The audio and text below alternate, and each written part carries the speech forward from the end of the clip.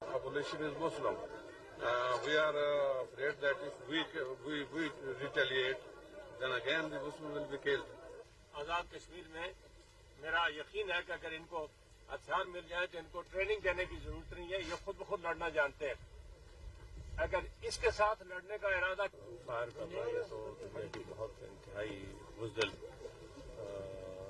طرز عمل ہے اور کمینہ پن ہے جو جس کا وہ مظاہرہ کر رہے ہیں، اور اس سے کوئی لوگوں کے نہ حوصلے پست ہوتے ہیں اور نہ ان کا کوئی مقصد پورا ہوتا ہے سوال لوگوں کو پریشان کرنے تکلیف دینے کی۔ اس کو تھامے رکھیں اور زندگی سے جو باقی دن آتے ہیں ان سے ہم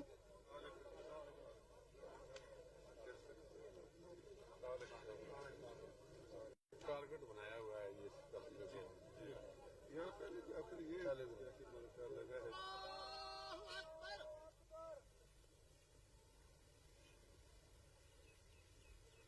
جدائی کی گھڑی ایسی علم انگیز ہوتی ہے۔ یہ دن تھا، ہم سب کو دیکھنا پڑا، موت پر حق ہے، کوئی پہلے کوئی بات، آخر ایک دن ہم نے بھی اسی مقام پہ پہنچنا ہے۔ اللہ تعالیٰ ان کو